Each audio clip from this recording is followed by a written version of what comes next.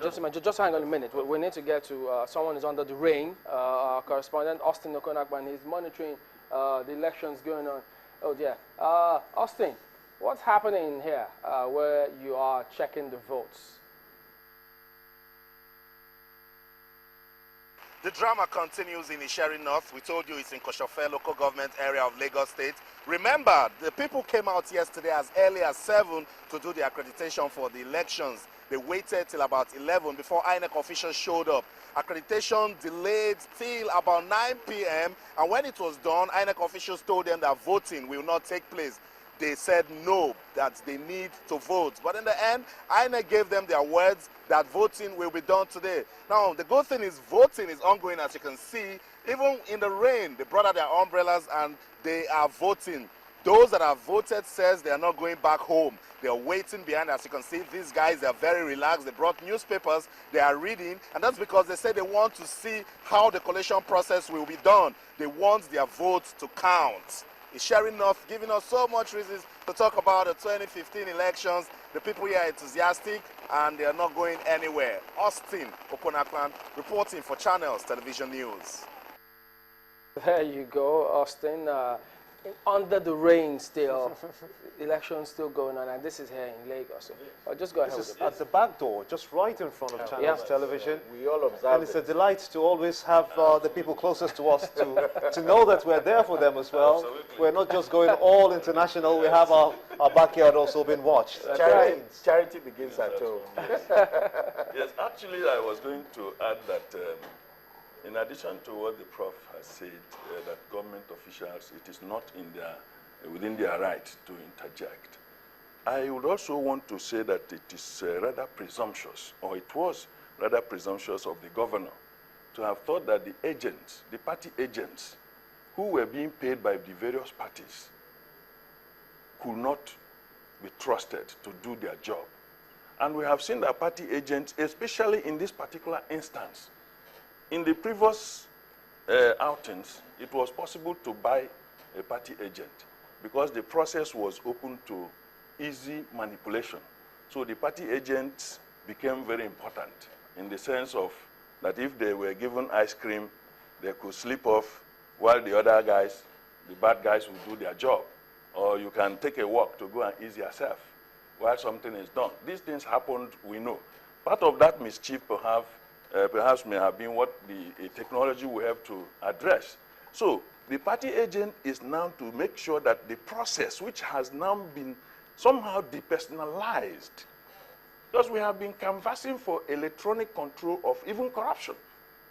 That if we go electronic, most of these things will fizzle away. In Europe, you go there, or in the civilized world, you don't go put in your fillings, your tank, then the man will take 50 naira out of the money. You slot in money, what you give the machine is the fuel it will dispense. You want to have access? If you pay for your, we went to Houston to ease ourselves, you slotted less than 30 how many pounds? 30 pence. You couldn't enter to ease yourself. The guy in Nigeria slotted 20, he couldn't get it there. There was nobody to fight until he was told what to do. He passed it. So technology will help to drive the process of anti-corruption and all these shenanigans that take place at elections. And talking specifically of Rivers State, it is presumptuous to believe by the governor that the party agents will just sit down there, including his own party agents, to watch the process so flagrantly, violated. Because the issue of ballot and answer sheet. Okay, I think I wanted to, clarify so we get the issues in perspective. I don't think what happened in the one polling unit is what is causing the, the march that we are seeing in Port Harcourt. We need to get to the bottom of why people are protesting. Because if it were to be the isolated incidents of Governor Amechi's polling unit, it will have fizzled out. That there isn't a correlation between the governor's actions and what we're seeing on the streets right now? I think there could be a correlation, but what I'm saying is that there's a bigger picture. There could be a bigger picture. What happened in other polling units? What happened in other polling stations? in other local government. I think part of what I think that's part of what the Emmanuel issue said. I think Yes. he said there was a candidate, a candidate who was in that office, and so they also wanted to gain access as well. But Dr. George, you were going to suggest something earlier. Yes, what I think, is basically to support my colleague here who was suggesting that at no stage, in the electoral process, does the law anticipate government officials, injecting themselves into the process.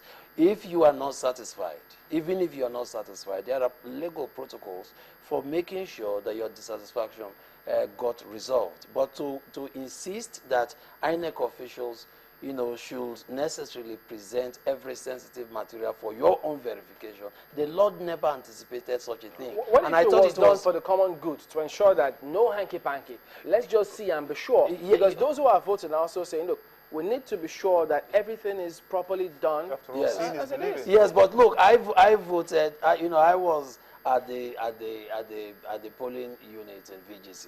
And we had government officials there. We even had political aspirants there. They never insisted that each and every document owned by, in the custody of INEC officials must be presented to them for verification before they did this. So what I'm saying is that when you are a public official, a certain level of responsibility, is expected of you. If you go there, you just vote. On voting day, as far as the law is concerned, there is no government official. Every voter is equal. When you go there, you just ask to be accredited. If your details are captured... No such thing as chief security officer. No, you just go there the president would have been in the best position Yes. to have summoned everybody to bring cartons of readers. Yes, when the president went to his polling unit, his details were not captured by about 3 machines or so. He didn't ask any questions. In fact, the media rushed to him for an interview, and he said, look, I'm ready to be patient, and I suggest that every Nigerian should be patient. He did not say, look, why did the machines not work? He did not say, can I see what sensitive materials you have in your custody before I vote? So I think it was... I think that is all well said. Yeah. You see, if you look at the voting pattern, even in Lagos, we saw Governor Fashola queuing. Yes. We saw Professor Yes. Yemi Osinbajo So my queuing. concern is, how can it be that in all the 36 states, only Rivers State, on Governor Meji specifically, was requesting for sensitive materials to be declared to him, and the officials were protesting that no. Okay, we've been accrediting people before you arrived. Let me just push this a little more, because Mr. Naji has already talked about technology as a key factor that can get us to the next level. Would you see, for example, in 2019, when we have to vote from our living rooms, using a portal? What I think can happen, and I think we can learn a lot, from the kind of logistical... Do you not support that? Do you Yeah, not support it? That is excellent. But whether it is practicable, But the card readers were also practicable, and we got a problem. It is a desirable thing. I would rather think that we should be aiming at the ones that we even have seen. Most people now use ATM. Even in the villages where they have one single bank, they have ATM cards. And ATM cards have limits attached to the account. So there should be database, a central database for INEC, and it's doable. The banks do already have them, and they have backbone to support this in case of any of these shenanigans. So just 1 second, you can vote from Madugri for governorship election in Lagos. And for those in the And diaspora, once you have also voted, and vote. in diaspora, once there is a voting machine extended to them, the moment you have voted, you are blocked for that particular election. Just like if you have reached 100,000 naira limit in certain banks, something, you can't get cash from any other ATM machine. As painful as it is. As painful as you understand. So technology is already on ground. Doing it within your portal will be like icing the cake for those who are internet savvy and who have access to those ones. But these ones are simply doable.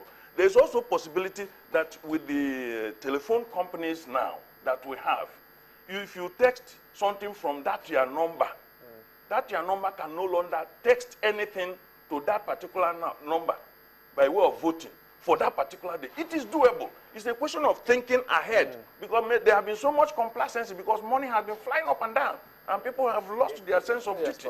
If I may come in, we were having a conversation, myself and Austin, about the things we do in Nigeria.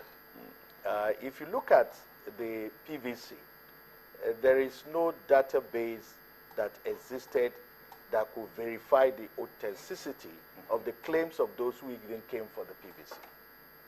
Because you could just walk in from Cameroon and say you are a Nigerian. Okay, you mean their data That they are Nigerians? Yeah, we don't have the known data of who are Nigerians. We don't have a national ID card. No, but we do. We have a census also, census figures, and we have national. I We actually have have a a- national ID card, and it works. The national ID card that you have is not being used as a database for the planning and, No, you're not saying that INEC is setting double standards, are you? No, No, I'm no, not. I think What I'm saying is that we do not work together. Even the You are saying census there's no national database to that which constitute all the government basis parastatals and can, agencies you know, can key into that to we can take even statistics verify that relating to their own function. Perhaps within that's this what constituency, we know the people who are already in that constituency. So you can't come and say you want a PVC in the place when you are not already in the database. So you can't walk across the border from Cameroon and say you want a PVC when you are not a Nigerian. So we need to address those fundamental basic issues going ahead to build upon them. And then when we do things, we don't synergize. When we did the census, we had the data of everybody. The question is, even when we do the national ID card, the data is in France or somewhere. It's not even in Nigeria now because the people who did it were foreigners. And then we go to this PVC now, and what happens even after this PVC? Are we going to condemn the PVC or are we going to improve I upon thought you it? said it's permanent. Well, that's what they said, permanent but temporary, because if it were permanent, it would have worked. INEC is going to have a press briefing in a little while, and we're going Yeah. to focus on what it is that they'll be saying. But this is what we know so far. This is what we know, that the elections are on the way. Some states have gotten to almost 80, 70% in some cases of having the votes being counted. We're expecting that our correspondent in Abuja, Lanre Lazisi, at some point will be talking to us even more if he's already getting feelers, and some of those are already getting into the main kitty. That's right. So I will just go ahead and look at this other matter now, because that announcement by INEC yesterday, for those, if you are not able to, if the card readers don't function where you are, go ahead for the manual. But we've also seen something this time which was not that much last elections. People voting into the night. Voting continues in many other places the next day. Although INEC says those elections that were rescheduled were not as much as the last time. But what we've seen so far, we've seen the patience of Nigerians, how they want to make the system work. But then, if you look at, from what you've seen, if you could assess it based on what you've seen so far in terms of the conduct of this exercise by the Commission, what would your assessment be? Let's start from you, Dr. Austin. I think that yesterday was just a logistical nightmare, in the sense that, Nigerians were very enthusiastic, very disciplined, astonishingly patient. But when they arrived at the polling stations, they arrived well in advance of the INEC officials. So three things actually crystallized for me. Okay, The first, just a minute. Yes. We have the chairman of the commission just giving that briefing now. Remember, there are so many, if not all eyes, just looking to the commission, him, for that big announcement.